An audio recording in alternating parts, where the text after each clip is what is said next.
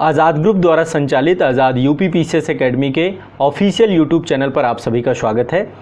ये बृहद मंच उत्तर प्रदेश लोक सेवा आयोग द्वारा आयोजित की जाने वाली यूपी पीसीएस अपर एग्ज़ाम, साथ ही समीक्षाधिकारी, सहायक समीक्षाधिकारी, आरओ एग्ज़ाम, साथ ही आयोग द्वारा आयोजित की जाने वाली अन्य सभी परीक्षाओं, साथ ही उत्तर प्रदेश राज्य की सभी प्रतियोगी परीक्षाएं, चाहे यूपी ट्रिपल एससी की हों, यूपीएसआई की हों, अन्य सभी परीक्षाओं की तैयारी करने वाले अभ्यर्थियों के लिए एक समर्पित मंच है। आप हमारे साथ इस प्लेटफॉर्म से जुड़ करके व्यापक तैयारी कर सकते हैं और अपनी परीक्षा के संपूर्ण पाठ्यक्रम को कंप्लीट कर सकते हैं। चैनल की प्लेलिस्ट में आपको उत्तर प्रदेश राज्य विशेष, समान अध्ययन के विभिन्न विषय, साथ ही करंट अफेयर्स की व्यापक क्लासेस सभी आपको प्लेलिस्ट में मिलेंगी। साथ ही प्रतिदिन के स्तर पे यहाँ पर आपकी क्लासेस आयोजित कराई जा रही हैं, रेगुलर आपकी क्लासेस हो रही हैं। साथ ही आप सभी हमारे साथ आज़ाद यूपी पीसीएस एकेडमी के ऑफिशियल टेलीग्राम चैनल पर जुड़ सकते हैं। आप लोग टेलीग्राम में जाके सर्च करिए, साथ ही वीडियो के डिस्क्रिप्शन में भी आपको टेलीग्राम चैनल की लिंक मिल जाएगी। इसके अलावा आप सभी अभ्यर्थियों की व्यापक तैयारी के लिए आप सभी को एक संस्थान द्वारा निःशुल्क करंट अफेयर्स की मैगजीन उपलब्ध करवाई जा रही है, जो आपको आज़ाद यूपी पीसीएस एकेडमी के एप्लीकेशन में मिलेगी। इसकी लिंक आपको डिस्क्रिप्शन में मिल जाएगी या गूगल प्ले स्टोर में जाकर के आप सभी आज़ाद यूपी पीसीएस एकेडमी का एप्लीकेशन डाउनलोड कर लीजिए। वहां पर स्टडी मटेरियल का सेक्शन होगा, वहां पर निःशुल्क आपको पिछले सभी वर्षों की करंट अफेयर्स की मैगजीन हमारी मिल जाएगी। प्रति माह आपको ये मैगजीन मिलती रहेगी। तो आप सभी के लिए हमारे द्वारा किया गया यह प्रयास है। साथ ही एप्लीकेशन के माध्यम से आप हमसे कोई भी प्रश्न पूछ सकते हैं, आपका जो भी डाउट है वो सारी चीज़ें आपको मिल जाएंगी। तो एग्जाम से जुड़ी हुई सभी नोटिफिकेशन, सारी चीज़ें आपको आपके संस्थान के एप्लीकेशन में मिल जाएंगी, साथ ही टेलीग्राम चैनल पर मिल जाएंगी और यूट्यूब के माध्यम से आप हमारे साथ व्यापक तैयारी प्रारंभ करिए। व्यापक स्तर पर तैयारी हमारे साथ रेगुलर शुरू करिए। चलिए आपकी क्लास प्रारंभ करते हैं। प्रतिदिन के स्तर पर यहाँ पे आपकी जो व्यापक क्लासेस हो रही हैं, सभी क्लासेस के साथ आप अवश्य जुड़िए, अपने नोट्स बनाइए। साथ ही उत्तर प्रदेश के सभी छात्रों के साथ ये मंच जरूर साझा करिए। सभी को इस मंच के माध्यम से जोड़िए। यदि आप पहली बार इस चैनल पे आए हैं तो इसको सब्सक्राइब करिए और बेल आइकन जरूर दबाइए। चलिए क्लास प्रारंभ करते हैं। चलिए आज के अंक पे हम लोग करंट अफेयर से जुड़े हुए 10 महत्वपूर्ण विषयों के बारे में पढ़ेंगे, जो हाल फिलहाल में चर्चा के महत्वपूर्ण बिंदु रहे हैं और आपकी परीक्षा के लिए बहुत उपयोगी हैं। तो सबसे पहला करंट अफेयर्स तेलंगाना के एक गांव से है। तेलंगाना का एक गांव है, इस गांव का नाम है पोचमपल्ली। ठीक है, तो पोचमपल्ली गांव को संयुक्त राष्ट्र विश्व पर्यटन संगठन के द्वारा सर्वश्रेष्ठ पर्यटन गांवों में से चुना गया है। तो सबसे पहले आप इसमें हेडिंग डाल लीजिए, पोचमपल्ली गांव। पोचमपल्ली गांव, पोचमपल्ली गांव। अब पोचमपल्ली गांव के बारे में कई सारी चीज़ों को हम लोग क्रम से समझेंगे। ठीक है, तो पर्यटन मंत्रालय ने भारत से जो आपका संयुक्त राष्ट्र को लेकर के एक पूरा कार्यक्रम चल रहा है, संयुक्त राष्ट्र की एक विशिष्ट एजेंसी है जिसका नाम है संयुक्त राष्ट्र विश्व पर्यटन संगठन, यूनाइटेड नेशन UNWTO।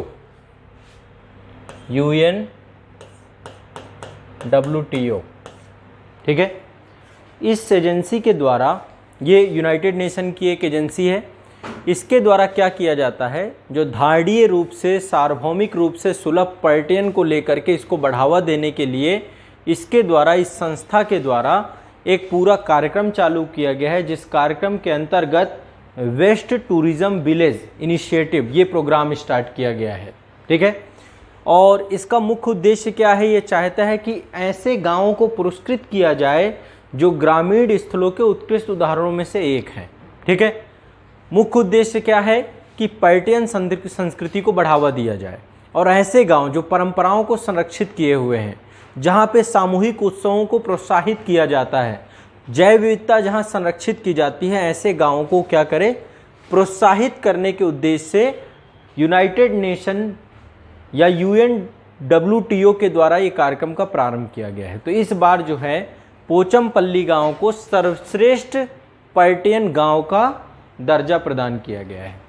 अब पोचमपल्ली गांव के बारे में कई सारी चीज़ें सुनिए। ऐतिहासिक रूप से भी बहुत महत्वपूर्ण गांव था, इसको GI टैग भी प्राप्त है यहाँ पे। तो दरअसल ये आपका तेलंगाना में एक ज़िला है जिसका नाम है नलगोंडा ज़िला। तो पोचमपल्ली कहाँ है, पहली बात नलगोंडा ज़िला, नलगोंडा जिला तेलंगाना में यहाँ पे अवस्थित है। ये फेमस किस लिए है? तेलंगाना में फेमस है साड़ी उद्योग के लिए। यहाँ पे उत्कृष्ट साड़ियों के लिए, एक सिल्क की साड़ियाँ जो होती हैं, भारत की सिल्क सिटी भी कहा जाता है पोचमपल्ली को। यहाँ पे एक विशिष्ट शैली है जिसके माध्यम से हर घर में लगभग साड़ियों की बुनाई होती है, जिसका नाम है इकत। इकत शैली के माध्यम से यहाँ पर क्या है, साड़ी की बुनाई होती है। ठीक है, इकत नामक शैली के एक अनूठी शैली है। तो इस कारण से पोचमपल्ली को साड़ी उद्योग के कारण से वर्ष 2004 में भौगोलिक संकेतक भी प्रदान किया गया है, जीआई टैग भी दिया गया है। ठीक है, इकत शैली को जीआई टैग, भौगोलिक संकेतक के तौर पे भी यहाँ पे जीआई स्टेटस इसको प्रदान किया गया है पोचमपल्ली को। तो यहाँ पे आत्मनिर्भर भारत योजना के अंतर्गत भी ये गांव पूरी तरीके से काम कर रहा है सिल्क उद्देश्य को लेकर के। साथ ही पोचमपल्ली गांव में कुछ महत्वपूर्ण चीज़ें हैं। सबसे पहली बात, आप लोगों ने नाम सुना होगा विनोबा भावे का। आचार्य विनोबा भावे भूदान आंदोलन उन्होंने आज़ादी के बाद प्रारंभ किया था। कहाँ से चालू किया था उन्होंने? पोचमपल्ली से। सबसे पहले तो ये आपको ध्यान रखना है, पोचमपल्ली इसलिए इम्पोर्टेंट हो जाता है। तो 18 अप्रैल 1951 को विनोबा भावे जी ने पोचमपल्ली से क्या किया गया था? 18 अप्रैल 1951 को पोचमपल्ली से ही भूदान आंदोलन प्रारंभ किया था। विनोबा भावे जी के बारे में एक बात यहाँ पे बता देता हूँ। विनोबा भावे 1958 में 1958 में रेमन मैग्सेसे पुरस्कार प्राप्त करने वाले भारत के पहले व्यक्ति थे। इंटरनेशनल लेवल में और नेशनल लेवल में पहले व्यक्ति थे जिनको रेमन मैग्सेसे पुरस्कार दिया गया था, जिसको एशिया का नोबेल पुरस्कार कहा जाता है। अभी इसके पहले रवीश कुमार को मिला था। तो रेमन मैग्सेसे पुरस्कार जो है मिला है विनोबा भावे जी को, और इनको भारत रत्न पुरस्कार से भी सम्मानित किया गया है। कब भारत रत्न मिला इनको? मरणोपरांत मिला है 1983 में विनोबा भावे जी को। तो ये दो फैक्ट आपको। और भूदान आंदोलन के अलावा विनोबा भावे, जब गांधी जी के द्वारा पहला व्यक्तिगत सत्याग्रह प्रारंभ किया गया था, तो पहले सत्याग्रही के तौर पे भी कौन थे? ये विनोबा भावे। 1939 पे जब व्यक्तिगत सत्याग्रह गांधी जी के द्वारा प्रारंभ किया गया था, दिल्ली चलो आंदोलन भी उसे कहा जाता है, जब द्वितीय विश्व युद्ध प्रारंभ हो गया था उसके बाद, है ना, जब कांग्रेस ने इस्तीफा दे दिया था मंत्रिमंडल से, तब विनोबा भावे पहले सत्याग्रही थे। ठीक है, भूदान आंदोलन से जुड़े हुए थे। ये 2-3 चीज़ें आपको ध्यान रखना होगा। तो पर्यटन मंत्रालय के द्वारा भारत में UNWTO में जो है भारत के सर्वश्रेष्ठ गाँव में 3 गाँवों को जो है सिफारिश की गई थी। 3 गांव कौन कौन से थे? एक तो पोचमपल्ली था आपका, एक गांव मेघालय का था। मेघालय में एक गांव है कोथथोंग। वैसे गांव ही गांव है, भारत में हर जगह गांव है, आपका अपना गांव भी हो सकता है। तो मेघालय में एक गांव है कोथथोंग, उसको किया गया था। दूसरा मध्य प्रदेश में एक लधपुरा गांव है, उसको भेजा गया था। और तेलंगाना का पोचमपल्ली दिया गया था। तो पोचमपल्ली को सर्वश्रेष्ठ पर्यटन गाँव का दर्जा मिला। ये आपको ध्यान रखना है। क्लियर है? किसके द्वारा दिया गया है? संयुक्त राष्ट्र विश्व पर्यटन संगठन, United Nation World Tourism Organization, UNWTO। ठीक है, ये ध्यान रखिएगा, बहुत महत्वपूर्ण है। शायद क्वेश्चन इससे, मुझे उम्मीद है कि क्वेश्चन इससे पूछेगा ही पूछेगा। अब एक बहुत महत्वपूर्ण है, हर बार जो है बहुत व्यापक स्तर पे ये काम किया जाता है, और ये काम है आपका स्वच्छता सर्वेक्षण। हर साल स्वच्छता सर्वेक्षण हो रहा है। 2021 में भी स्वच्छता सर्वेक्षण हुआ था। इस बार स्वच्छता सर्वेक्षण 2022 चल रहा है। थोड़ा स्वच्छता सर्वेक्षण को डिटेल समझते हैं। 2021 के स्वच्छता सर्वेक्षण का जो है डेटा आ चुका है। ठीक है, अभी नहीं, नवंबर में आ गया था। अब थोड़ा सा मैं चीज़ें जानकारी दे रहा हूँ। सबसे पहली चीज़ें, क्यों ये सर्वेक्षण कराया जाता है? स्वच्छ सर्वेक्षण का अल्टीमेट गोल क्या है? क्यों ये कराया जाता है? क्या इसका गोल है? क्या महत्वपूर्ण आधार है? इन सभी विषयों को एक एक करके समझेंगे। सबसे पहली चीज़, भारत में जितने भी शहर हैं, जितने भी कस्बे हैं, सभी शहरों में, सभी कस्बों में स्वच्छता को लेकर के कितनी साफ सफाई है, वाटर ट्रीटमेंट प्लांट क्या है, अपशिष्ट प्रबंधन क्या है, समग्र स्वच्छता को लेकर के एक वार्षिक सर्वेक्षण है। हर साल होता है, 2022 का भी चल रहा है। इसकी एक वेबसाइट भी आपकी स्वच्छ सर्वेक्षण को लेकर के। ठीक है, तो स्वच्छ भारत अभियान चालू किया गया था। कब चालू किया गया था? 2014 में।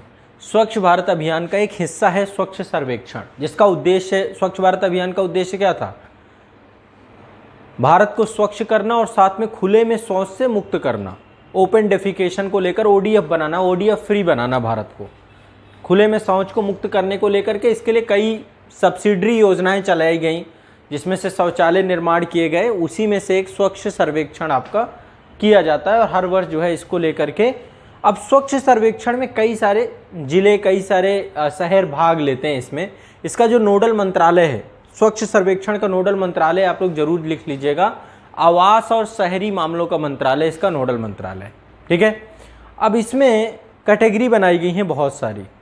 पहली कैटेगरी बनाई गई है 1 लाख से कम आबादी वाले बहुत सारे शहर हैं, ठीक है। 1 लाख से कम आबादी वाले बहुत शहर हैं और 1 लाख से अधिक आबादी वाले बहुत शहर हैं। तो 2 कैटेगरी हैं, दोनों कैटेगरी को एक एक करके समझेंगे। पहली कैटेगरी है 1 लाख, पहली कैटेगरी आपकी 1 लाख से कम, ठीक है। दूसरी है 1 लाख से अधिक,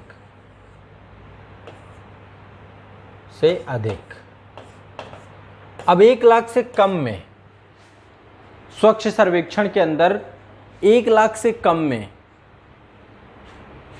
टॉप 5 कौन कौन से हैं, शहर कौन कौन से हैं, और 1 लाख से अधिक में हम ज़्यादातर जानते हैं 1 लाख से अधिक में, ठीक है। एक शहर का नाम बड़ा फेमस है, लगातार 5वीं बार, पहली बार जब स्वच्छ सर्वेक्षण हुआ था तो उसमें मैसूर को पहला स्थान प्राप्त हुआ था, तमिलनाडु के।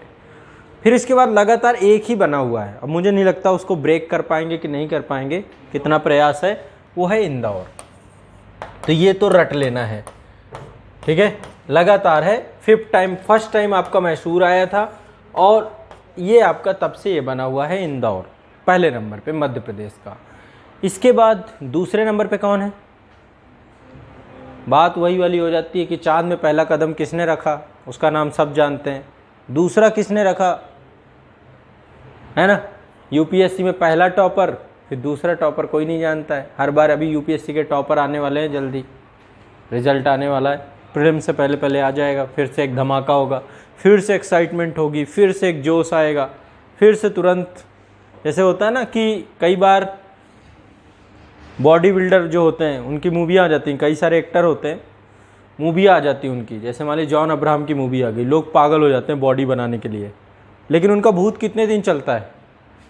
4-6 दिन जिम गए, देखे तो शरीर दर्द होता है, इसमें बड़ा दिक्कत है, टाइम से उठना भी पड़ेगा बहुत सारे, तो उसके बाद भूत उतर जाता है ना, 10-15 दिन के। ऐसे यूपीएससी की तैयारी में क्या होता है, रिजल्ट आएगा, अचानक से मोटिवेट हो जाएंगे।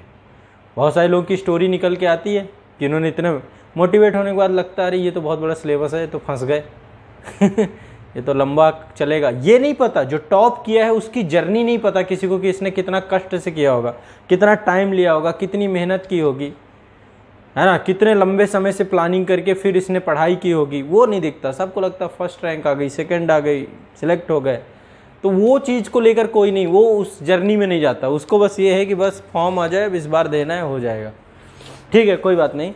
तो इंदौर एक बहुत बड़ी बात है, सस्टेन कर रहा है पहली रैंक पे। दूसरा रैंक है सूरत का, गुजरात, दूसरे नंबर पे सूरत, तीसरे नंबर पे विजयवाड़ा, लिख लीजिए विजयवाड़ा, जो 1 लाख से कम आबादी में है। 1 लाख से कम आबादी में महाराष्ट्र के 3 शहर हैं जिनकी आबादी 1 लाख से कम है। पहला है वीटा, आपने सुना होगा कि ये नाम नहीं सुना होगा, ये भी पहले नंबर पे है, बीटा। दूसरा है लोनावाला का नाम शायद सुना हो आपने, ये भी महाराष्ट्र का है। और तीसरा शहर जो है आपका वो है सासवड़।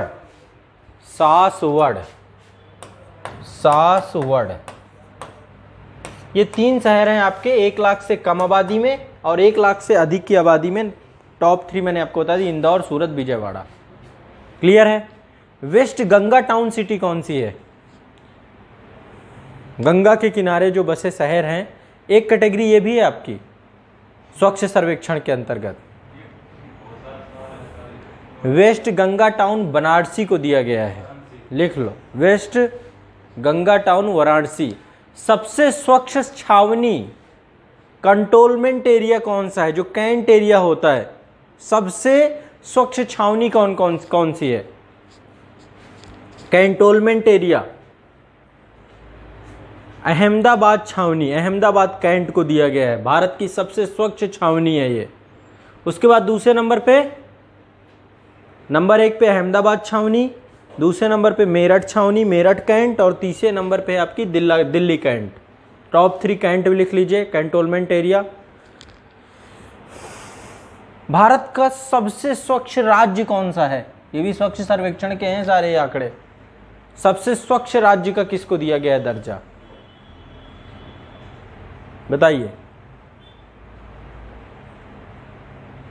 अच्छा, जब भी हम कभी रैंकिंग की बात करते हैं, कुछ भी करते हैं, जैसे अंतर्राष्ट्रीय स्तर पे करते हैं, तो जब नंबर 1 की बात आती है तुरंत दिमाग में आता है नॉर्वे, स्वीडन, डेनमार्क, फिनलैंड, ये होंगे। और जब कभी भारत की बात आती है तो कई बार मैं सोचता हूँ उत्तर प्रदेश होगा कि नहीं होगा, कभी बिहार होगा हमारा कि नहीं होगा। हमेशा दिमाग में आता है अच्छा केरल तो नहीं है, फिर ये लगता है कि केरल नहीं, आंध्र प्रदेश, साउथ वाले स्टेट आप देखिए। मध्य प्रदेश तो चलो कम से कम मेंटेन कर रखा है कि स्वच्छता में बहुत सारे शहर डेवलप हो रहे हैं। होशंगाबाद बहुत तेज़ी से जो है फास्टेस्ट मूवेस्ट डिस्ट्रिक्ट के तौर पे है होशंगाबाद, वो भी बहुत तेज़ी से स्वच्छता में आ रहा है। फिर हम सोचते हैं कभी तो कभी ऐसा दिन आएगा। गाज़ियाबाद में जैसे बहुत तेज़ी से स्वच्छ सर्वेक्षण को लेकर काम चल रहा है, एक बार रैंक भी बहुत अच्छी आई थी, पर यह है कि फर्स्ट कभी आएंगे, ये बड़ा कठिन काम। अच्छा, किसी भी देश में, किसी भी राष्ट्र में, और किसी भी राष्ट्र के किसी भी ज़िले में, किसी भी गांव में, किसी भी शहर में जो प्रथम द्वितीय तृतीय वाला पूरा बिहेवियर है ना, ये कैसे होता है डेवलप? एटीट्यूड से, लोगों से, वहाँ पे रहने वाले निवासियों से। अब गाज़ियाबाद के लोगों को जब हम देखते हैं, यहाँ के ट्रैफिक को देखते हैं, यहाँ की व्यवस्था को देखते हैं, देखो पुलिस प्रशासन हर जगह काम करना चाहता है, शहर बदलते हैं लोगों से। इंदौर यदि आज सबसे स्वच्छ शहर है तो किसके कारण है? इंदौर के लोगों के कारण से। उन्होंने ये चीज़ का प्रण लिया है, संकल्प। इंदौर में मेरे दोस्त रहते हैं, वो बताते हैं कि वहाँ पे मतलब आप अलग ही महसूस करेंगे स्वच्छता को लेकर। कोई सड़क में आप कचरा फेंकने से पहले 1000 बार सोचते हैं लोग, तो एक एटीट्यूड में क्रिएट कर लिया। यहाँ पे देखिए कई बार अब लोगों के बिहेवियर चेंज हो रहे हैं, लेकिन टाइम लगेगा कि गाज़ियाबाद नंबर 1 कभी आएगा कि नहीं आएगा। या यूपी का कोई एक बार आ चुका है, शायद 13th रैंक थी, 13वीं रैंक, उत्तर प्रदेश में पहला स्थान था, फिर नीचे चला जाता है, फिर कोशिश। इस बार मुझे उम्मीद है कि 2022 में गाज़ियाबाद की रैंक बहुत अच्छी होगी। तो देखते हैं क्या होता है। छत्तीसगढ़ को सर्वश्रेष्ठ राज्य का दर्जा मिला है, सबसे स्वच्छ राज्य का दर्जा है छत्तीसगढ़ का, लिख लो। सबसे स्वच्छ राज्य से सम्मानित किया गया है छत्तीसगढ़, ठीक है। बाकी और बहुत सारी कैटेगरी हैं, मैं बाकी सारे कैटेगरी कितने बताऊंगा आपको, बहुत कैटेगरी हैं अभी, तो केवल हम यही इंदौर वाली कैटेगरी हम पढ़ते हैं, अन्य कैटेगरी में मैंने आपको बता दी हैं, ठीक है। तो स्वच्छ सर्वेक्षण का 6वां संस्करण था ये, और स्वच्छ अमृत महोत्सव के तौर पे जो है ये एक तरीके से मूवमेंट हो रहा है। अब देश की आज़ादी के बहुत दिन नहीं बचे हुए हैं, 15 अगस्त के लगभग अभी कुछ ही दिन बचे हुए हैं। लगभग कितने डेज बचे होंगे आपका? जून, जुलाई और इधर मई, 95 दिन के आसपास। कितने हैं? 80-85 कितने दिन बचे दिखला रह रहे हैं? हाँ 95, हाँ 95 के आसपास लगभग है। तो 95 दिन बाद हम लोग प्रवेश कर जाएंगे आज़ादी के अमृत महोत्सव, अमृत काल में प्रवेश कर जाएंगे। अमृत महोत्सव इस साल मनाया जाएगा, देश की आज़ादी के 75 वर्ष। इसके बाद 100 साल के अंदर अंदर 25 साल को अमृत काल का दर्जा दिया गया है। तो 95 दिन लेफ्ट हैं अमृत काल में प्रवेश करने के लिए। सबसे ज़्यादा ज़रूरी है कि हमारे देश के नागरिक समझे कि हम अमृत काल में प्रवेश कर रहे हैं। 75 साल हमारे देश की आज़ादी का एक मैच्योरिटी पीरियड हो चुका है। ऐसे में एक इतने सुदृढ़ लोकतंत्र के तौर पे अब देश के नागरिकों की जिम्मेदारी सबसे ज़्यादा ज़रूरी है। जब तक नागरिक नहीं समझेंगे ना, हम ही क्राइम फैलाएंगे तो क्राइम होगा। यदि लोग ये सोचने लग जाएं हम ही गंदगी फैलाएंगे तो गंदगी होगी। तो ये हमारे ऊपर है, हम ही अकर्मण्य जीवन जिएंगे तो बेरोजगारी होगी। रोजगार के लिए सरकार एफर्ट कर रही है, लेकिन सब कुछ अब सरकार पे छोड़ करके यदि आपको अपने ऊपर काम करना पड़ेगा विजिलेंस रखना पड़ेगा, तो निश्चित तौर पे हमारा देश अमृत काल में सिर्फ पहुंचेगा नहीं, बल्कि और उसका चेंज आ रहा है। अब देश की नई पीढ़ी, नई आबादी काम कर रही है बहुत तेज़ी से, ये बहुत खुशी की बात है। तो ये आपका स्वच्छ सर्वेक्षण 2021 था। इससे जुड़े हुए यदि कुछ भी आपसे पूछा जाता है तो आप इसको ज़रूर करिएगा, ठीक है। चलिए अभी चलेंगे, ये वर्ल्ड कप भी हुआ था, ये आपका शायद है, हाँ ठीक है, मत्स्य है ना। ये है एक सर्वश्रेष्ठ समुद्री जिले का भी दर्जा दिया गया है, ठीक है। तो 21 नवंबर 2021 को बालासोर उड़ीसा में एक कार्यक्रम का आयोजन हुआ था, है ना, और विश्व मत्स्य पालन दिवस था इस दिन। ये है विश्व मत्स्य पालन दिवस का आयोजन किया गया था। उसमें भारत में कैटेगरी आपकी कई सारे जिलों को जो है, तो भारत का सर्वश्रेष्ठ मत्स्य समुद्री जिला किसको दिया गया होगा? भारत का सर्वश्रेष्ठ समुद्री जिला का दर्जा किसे दिया गया है? बालासोर, लिख लीजिए, बालासोर उड़ीसा में पड़ता है। यह देश का सर्वश्रेष्ठ समुद्री जिला है, ठीक है। तो बालासोर उड़ीसा में ही मत्स्य पालन दिवस मनाया गया था और बालासोर को ही सर्वश्रेष्ठ समुद्री जिले का दर्जा दिया गया है। सर्वश्रेष्ठ समुद्री राज्य का दर्जा किसे मिला होगा? सर्वश्रेष्ठ समुद्री राज्य का दर्जा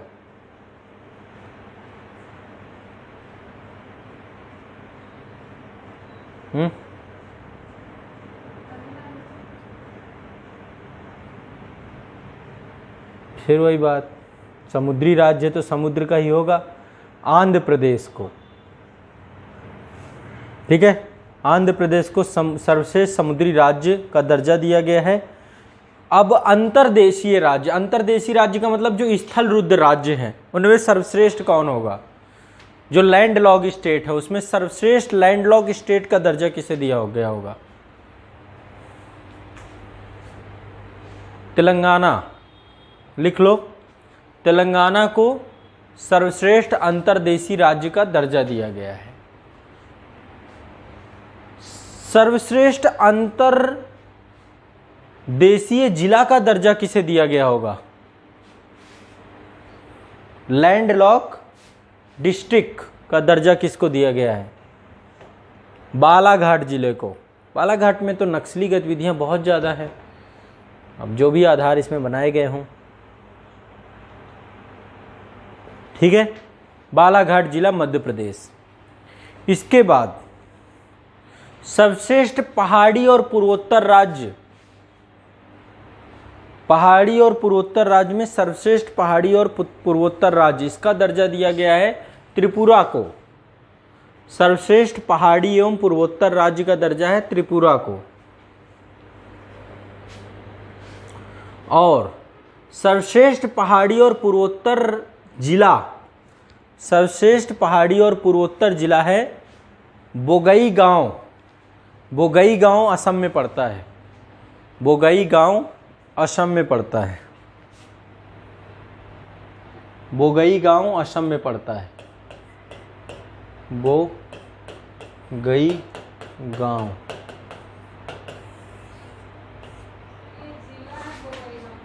हाँ, स्वच्छता में नहीं है ये उत्पादों को लेकर के, जैसे समुद्री उत्पाद में जो मत्स्य पालन उत्पाद है वो समुद्री जिले, समुद्री राज्य उसके अंतर्गत हैं जितने भी हैं। तो एक योजना है मत्स्य संपदा योजना, ठीक है। मत्स्य संपदा योजना के माध्यम से मत्स्य क्षेत्र पालन के जिले हैं ये, जो मत्स्य क्षेत्र पालन में सर्वश्रेष्ठ आपके समुद्री क्षेत्रों से जुड़े हुए हैं और जो अंतर्देशीय मत्स्य पालन में काम कर रहे हैं, ठीक है। तो आप ये जरूर लिख लीजिएगा, मत्स्य संपदा योजना के तहत है इनको दिया गया है, ठीक है। तो मत्स्य संपदा योजना के अंतर्गत ये सर्वश्रेष्ठ कैटेगरी क्रिएट की गई आपकी, ठीक है। ये आपको ध्यान रखना है।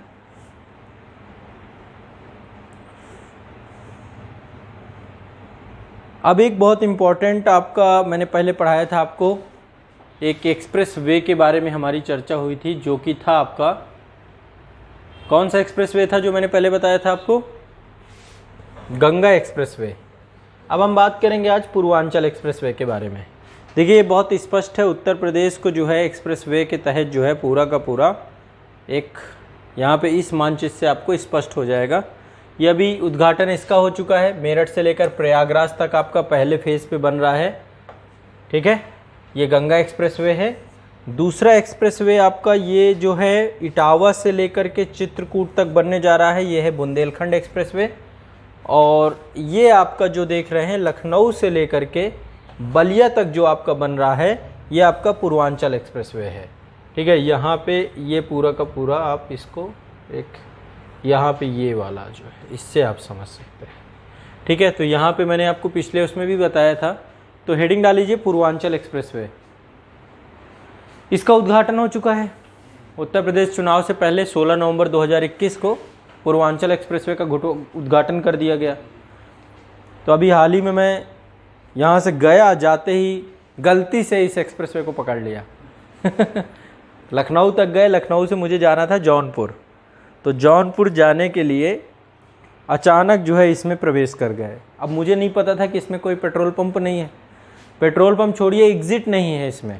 अभी बहुत त्रुटियां हैं, मतलब इतनी त्रुटियां कि अभी बहुत कुछ है ही, व्यवस्था ही नहीं है इसमें, इंफ्रास्ट्रक्चर इसमें नहीं है, पेट्रोल पंप नहीं है, एग्ज़िट नहीं है। सुबह सुबह का टाइम था, ड्राइवर सो गया था, ड्राइवर सोने की स्थिति में था, वो प्रवेश कर गया इसमें। जबकि मैंने उसे बताया था कि दूसरा रास्ता है लखनऊ से बनारस जाने के लिए, अभी बाहर से रास्ता है, अंदर ही अंदर जा सकते हो, 1 वे है। तो ये उसको मिल गया बढ़िया, सीधा साधा तो ऊपर घुस गया। अब उसमें निकलने कहीं रास्ता नहीं कि अब वापस जाएँ कहाँ से, है ना। फिर हम किसी तरीके से आजमगढ़ प्रवेश करें, आजमगढ़ से जौनपुर गए। तो ये अभी आपका मतलब बन के इसका उद्घाटन हो चुका है, अभी इसमें बहुत सारा काम आपका बचा हुआ है।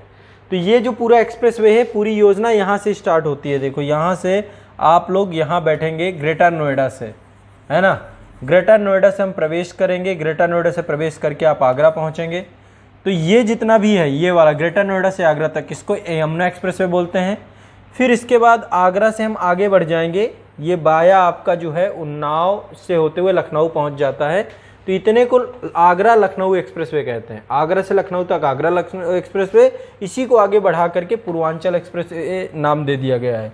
लखनऊ से लेकर के आपका ये कहाँ तक है, पूरा का पूरा लखनऊ से लेकर के पूरा गाजीपुर तक, यहाँ तक इसको जोड़ता है, गाजीपुर लखनऊ को। तो ये आपका पूर्वांचल एक्सप्रेसवे है। अब पूर्वांचल एक्सप्रेसवे का उद्घाटन जो है 16 नवंबर 2021 को कर दिया गया था।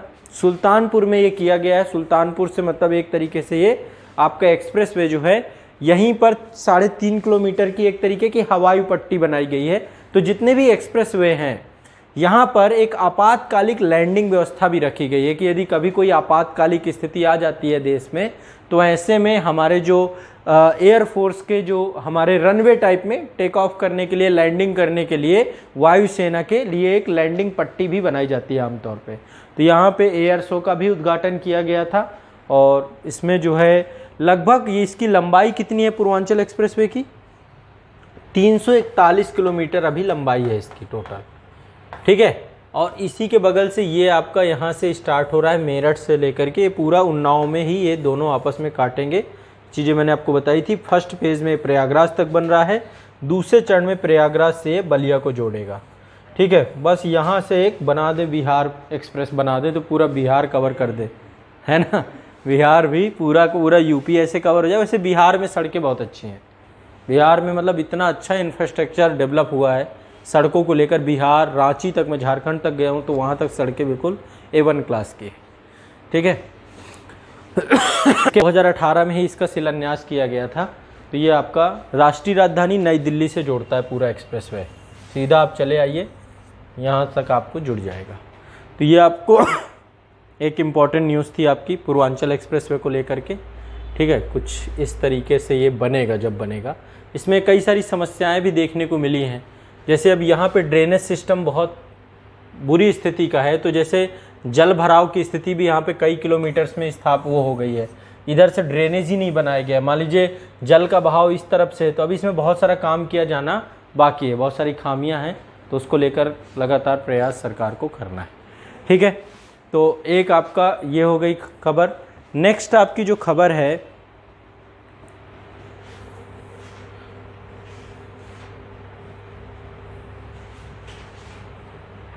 हाँ, ये अभी आपको पता है पिछले साल जो है आपका T20 हुआ था, ठीक है। T20 वर्ल्ड कप कौन जीता था पिछली बार का? हाँ, किसके साथ हुआ था? रफली आपको याद रखना है, पहले T20 वर्ल्ड कप भारत में आयोजित होना था, लेकिन कोविड के कारण से जो है इसका आयोजन कहाँ कर दिया गया? दुबई में, यूएई में, संयुक्त अरब अमीरात में जो है इसका पूरा का पूरा आयोजन हुआ। तो इसके बारे में 2-3 जानकारी आपको रखनी है। कब से कब आयोजन हुआ था? 17 अक्टूबर 2021 से लेकर के 14 नवंबर 2021 तक इसका आयोजन हुआ था। 2021 में पहले भारत में होना था, बाद में ये 2 देशों में हुआ है, यूएई और ओमान में, ठीक है। इसका आयोजन हुआ है। विजेता टीम है आपकी ऑस्ट्रेलिया। उप विजेता कौन थी इसमें? न्यूजीलैंड। तो न्यूजीलैंड के साथ ही मैच हुआ था। भारत जो है पाकिस्तान के साथ एक करारी हार हमें देखने को मिली। पहले पाकिस्तान के साथ ही हारे थे मुझे लगता है, फिर इसके बाद हमने बहुत अच्छा वो किया, लेकिन फिर बोहनी ख़राब हो गई वो मतलब मैच कपकपा देने वाला मैच था वो। कौन था? आमिर कौन था पाकिस्तानी? बाबर आजम। तो वो तो चलो खिलाड़ियों से डर नहीं लगता है, बैट्समैन हमारे पास उनसे अच्छे हैं। वो जो आमिर नाम था शायद, नहीं, जो जिसने विकेट लिए थे, कोहली का विकेट और 2 विकेट उसने लिए थे, पाकिस्तान का जो फास्ट गेंदबाज था, मुझे नाम नहीं याद आ रहा उसका, मोहम्मद आमिर था या कुछ ऐसी नाम था उसका, बहुत कम उम्र का बच्चा था वो हाँ, ठीक है। तो जो भी है, टोटल 12 ही टीमें थी इसमें, और ये फाइनल मैच जो है दुबई इंटरनेशनल क्रिकेट स्टेडियम में खेला गया, और फाइनली जो है ऑस्ट्रेलिया ने 8 विकेट से जीत करके न्यूजीलैंड को पराजित कर दिया, ठीक है। तो एक तो आपको ये ध्यान रखना है। इसमें जो मैन ऑफ द मैच मिला था ऑस्ट्रेलिया के थे मिचेस मार्श को दिया गया था, ठीक है। Man of the match Mitchell Marsh को मिला था, और मैन ऑफ द सीरीज़ मिला था डेविड वार्नर को। तो ये 2 आप इनको भी साथ में रखिएगा, ठीक है।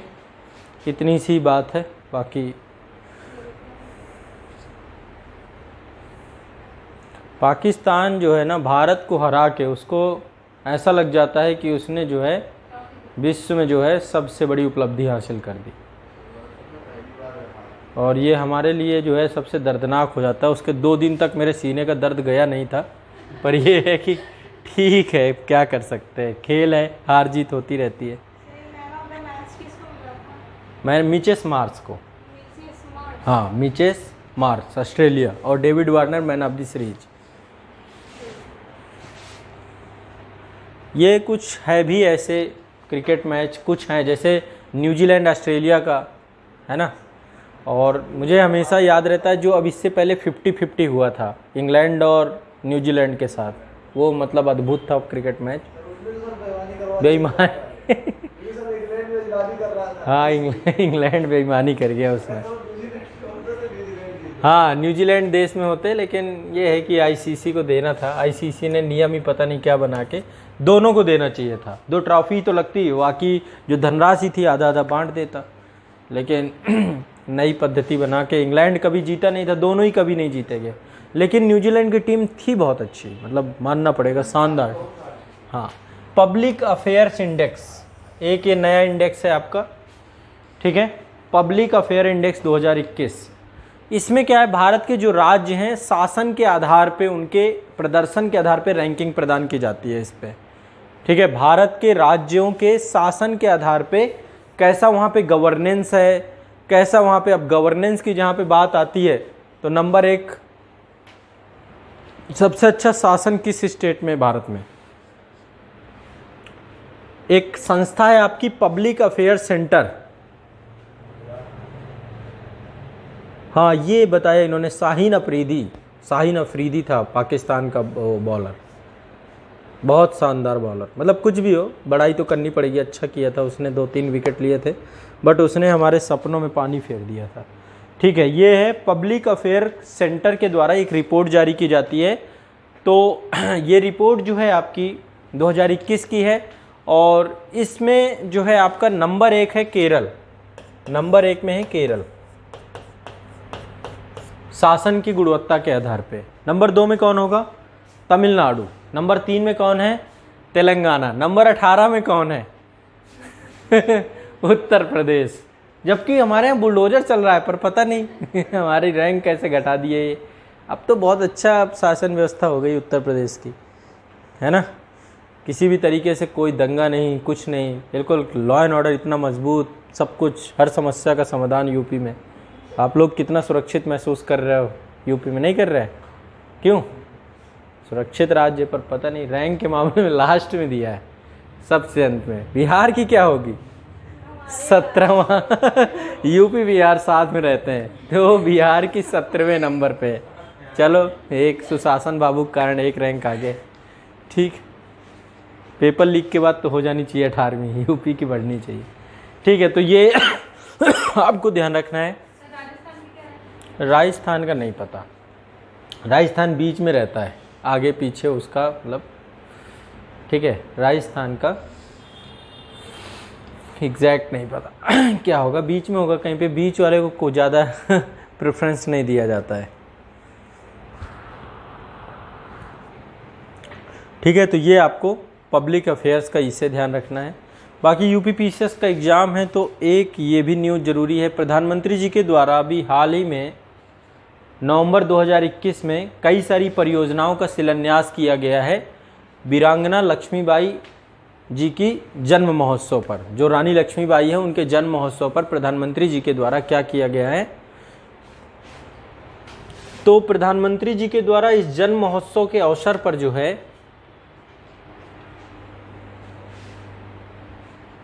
एक रैंकिंग, कई सारी योजनाएं आपकी बनाई गई उत्तर प्रदेश में। बहुत बड़ी चीज़ है झांसी में, झांसी में ही लक्ष्मीबाई का जो है पूरा बाकायदा वहाँ पे किला था उनका, जो वहीं पर पूरा उन्होंने अंग्रेज़ों से लोहा लिया था, तो वहाँ पर जो है कई योजनाएं हुई हैं। उन योजनाओं के नाम लिख लीजिए, हेडिंग आप डाल लीजिए। इसमें हेडिंग है प्रधानमंत्री द्वारा झांसी और महोबा में, प्रधानमंत्री द्वारा झांसी और महोबा में परियोजनाओं का शिलान्यास।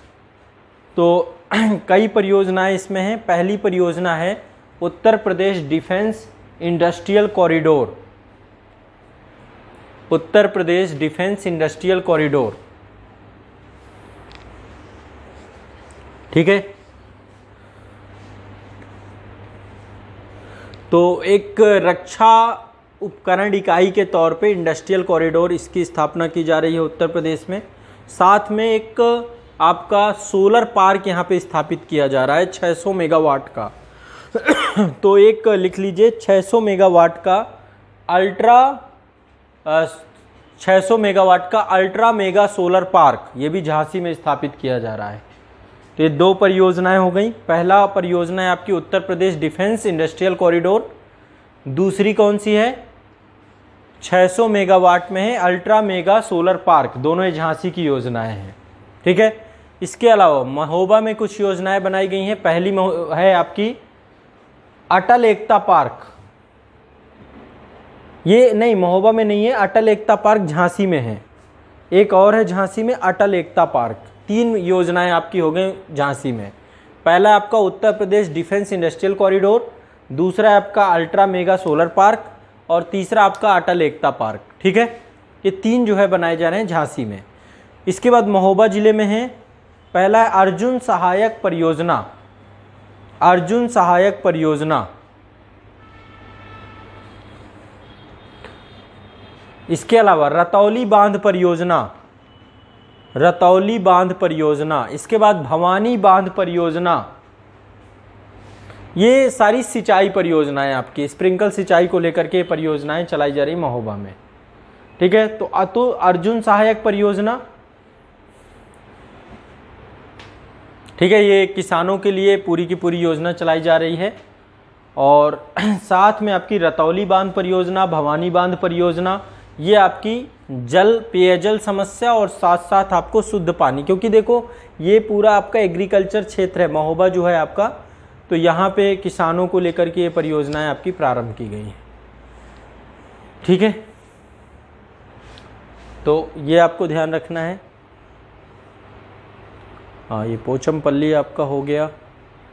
नेक्स्ट है, देखो ये एक परियोजना चलाई जा रही है एकलव्य मॉडल आवासीय परियोजना। ठीक है, इस परियोजना के तहत जो है अभी बहुत सारे गांव ऐसे हैं जिन गांवों को, माफ़ करिएगा, लगभग 50 नए एकलव्य मॉडल आवासीय विद्यालयों को खोलने की बात की गई है।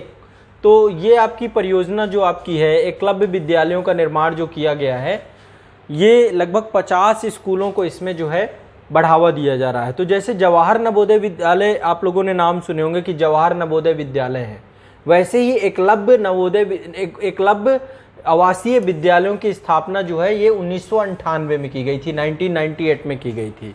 तो अभी जो है लगभग 50 एकलव्य आवासीय विद्यालय और खोलने की बात की गई है पूरे भारत में। ठीक है, तो ये 50 नए एकलव्य आवासीय विद्यालयों की 15 नवंबर 2021 को प्रधानमंत्री नरेंद्र मोदी जी के द्वारा आज़ादी के अमृत महोत्सव पर ये एकलव्य आवासीय विद्यालय जो हैं ये आपके जनजातीय क्षेत्रों के लिए समर्पित है। हमारे देश में जो जनजातीय बहुत सारी जनजातियां हैं, उन जनजातियों के लिए समर्पित विद्यालय हैं। ठीक है, तो पूरे भारत में जो भारतीय आदिवासी समूह हैं, अनुसूचित जनजाति से जुड़े हुए, उनकी शिक्षा के कार्य के लिए बनाए गए विद्यालय हैं एकलव्य आवासीय विद्यालय। ठीक है, इनकी शुरुआत की गई है। तो जनजाति मामलों के मंत्रालय द्वारा इनकी शुरुआत की गई है। ठीक है, और ये 1997-98 में प्रारंभ किए गए थे और लगातार इनको संचालित किया जा रहा है। ठीक है, तो सरकार का पूरा निर्णय है कि पूरे देश भर में लगभग 452 नए एकलव्य आवासीय विद्यालय बनाए जाएंगे। तो उस दिशा में लगातार काम किया जा रहा है, उसको लेकर के सरकार लगातार प्रयास कर रही है। ठीक है, यहाँ पे कक्षा 6वीं से लेकर कक्षा 12वीं तक की शिक्षा जनजातीय क्षेत्र के लोगों को प्रदान की जाती है। ठीक है, तो ये आपके एकलव्य आवासीय विद्यालय हर जगह पे लगभग हैं। ये रांची झारखंड का है। ठीक है, जहाँ पे जनजाति हैं उनके लिए पूरा का पूरा एक सरकार के द्वारा चलाई जा रही परियोजना है। ठीक है, ये भी आपको ध्यान रखना है। अब एक बहुत इम्पॉर्टेंट चीज़ है, आपको पता होगा कि जब कोविड लगा था तो कोविड के बाद से जितने भी हमारे सांसद थे जो हमारे देश के, तो उनकी सैलरी लगभग 30% कट की गई थी। और साथ में एक परियोजना है, इस परियोजना के बारे में आप लोगों को जानना चाहिए। परियोजना है संसद स्थानीय क्षेत्र विकास योजना, संसद सदस्य स्थानीय क्षेत्र विकास योजना। इसका बड़ा फेवरेट नाम है जिसका नाम है एमपी लैड्स। ठीक है, जितने भी सांसद होते हैं सभी सांसदों के लिए प्रति वर्ष जो है उनके संसदीय क्षेत्र के लिए, जिस संसदीय क्षेत्र से चुन के आते हैं, 5 करोड़ रुपया मिलता है। तो आपको पता होगा कि कोविड के दौरान जो है क्या किया गया था, इस योजना को मतलब कुछ समय के लिए स्थगित कर दिया गया था, है ना।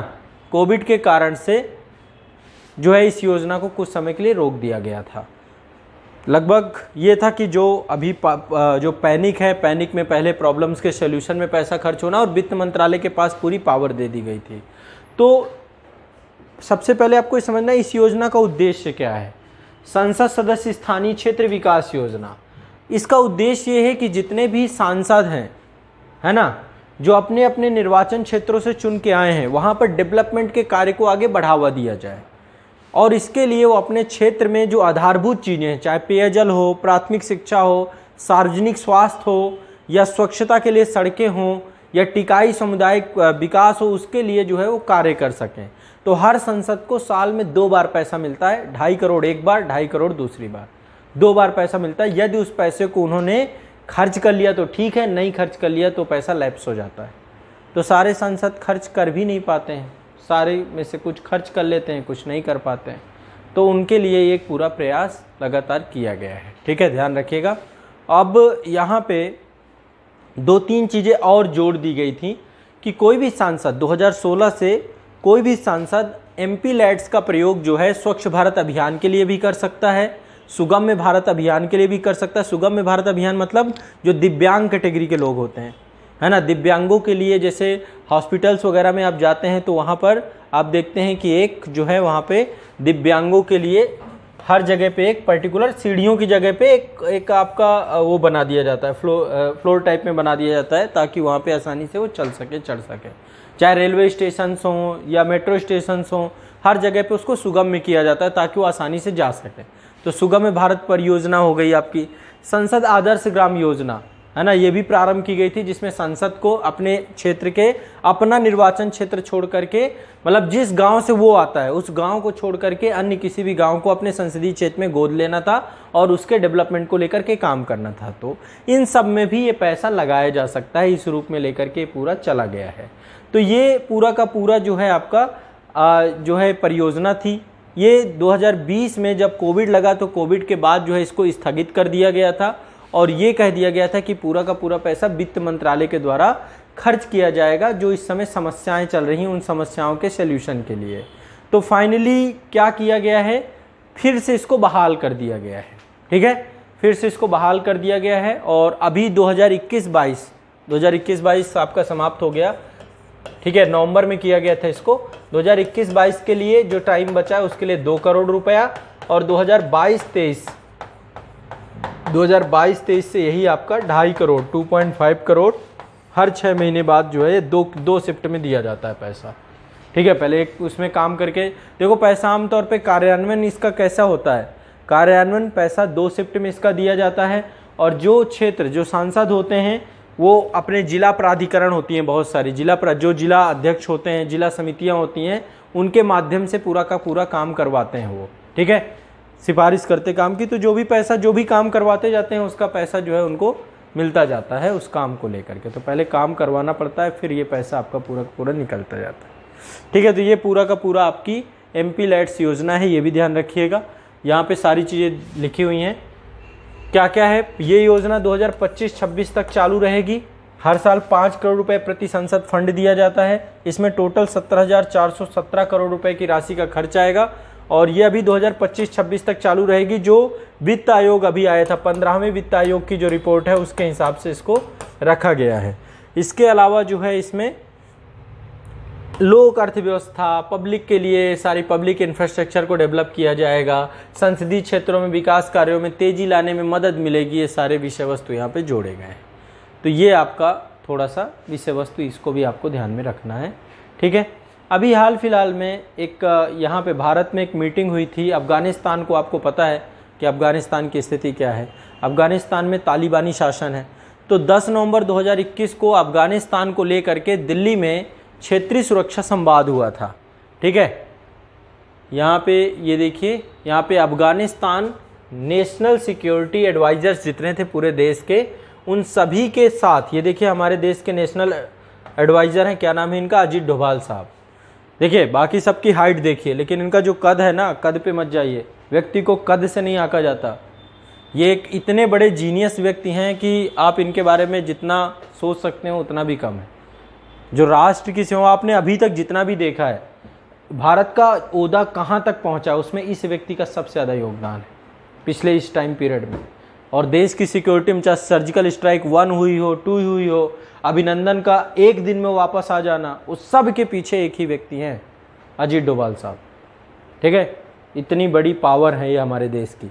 तो जब तक ये है, ये समझ लो बड़े बड़े नेगोशिएशन, और जिस तरीके से इन्होंने इसके पहले काम किया है विश्व की विभिन्न एजेंसियों के साथ, विभिन्न देशों में किया है, पाकिस्तान में कितने साल रहे हैं ये, तो देश के जितने भी ये टोटल जो है लगभग इसमें कई देश थे, ईरान, कजाकिस्तान, किर्गिस्तान, रूस, तजाकिस्तान, तुर्कमेनिस्तान, उज्बेकिस्तान, जिनकी पाकिस्तान के साथ सीमा साझा अफ़गानिस्तान के जो क्षेत्रीय परिदृश्य में आते हैं।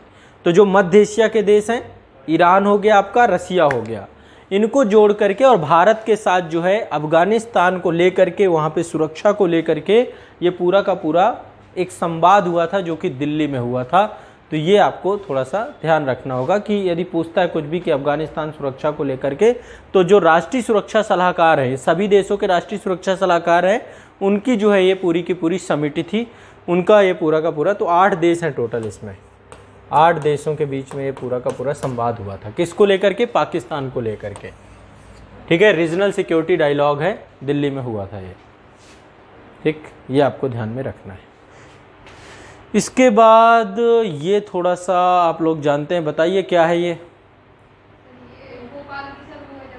क्या है? अरे नहीं भाई, अब नाम बदल गया इसका। क्या नाम हो गया इसका? हाँ, रानी कमलापति स्टेशन है ये आपका। ठीक है, तो 15 नवंबर 2021 को प्रधानमंत्री नरेंद्र मोदी जी के द्वारा भोपाल में पुनर्विकसित रानी कमलापति रेलवे स्टेशन को राष्ट्र को समर्पित कर दिया गया। ठीक है, रानी कमलापति जी जो थी ये गोंड साम्राज्य से जुड़ी हुई थी, है ना। गोंड साम्राज्य की बहादुर और निडर रानी के तौर पे जो है इनको अब इनके नाम पे ही ये पूरा का पूरा स्टेशन रखा गया है और ये अपने आप में एक विश्व स्तरीय स्टेशन है। ठीक है, जैसे एयरपोर्ट होता है ना, कुछ वैसा ही है, लेकिन ये गरीबों के लिए नहीं है, ये भी ध्यान रखिएगा। चीज़ें यहाँ पे एयरपोर्ट जैसे मूल्य भी है इसके, लेकिन ये बहुत हाईटेक बनाया गया है, पीपीपी मोड पे बनाया गया है ना। और यहाँ पे सभी चीज़ें डेवलप की गई हैं, दिव्यांगजनों के लिए आवागमन, सारी चीज़ों को ध्यान में रख करके ये पूरा का पूरा डेवलप किया गया है। तो ध्यान रखना है इसको। ठीक है, ये नाम चेंज किया गया है, आपका हबीबगंज रेलवे स्टेशन का नाम रानी कमलापति के नाम पे किया गया है। भारत का पहला निजी क्षेत्र द्वारा विकसित किया गया पीपीपी मोड पे पहला जो है रेलवे स्टेशन है। ठीक है, तो ये आपको थोड़ा सा ध्यान रखना है। तो आज के लिए इतना ही रखेंगे। ठीक है, आज के लिए इतना ही रखेंगे, इसके बाद फिर नेक्स्ट सेशन पे देखेंगे काफ़ी चीज़ें जो भी होंगी। ठीक है, चलिए।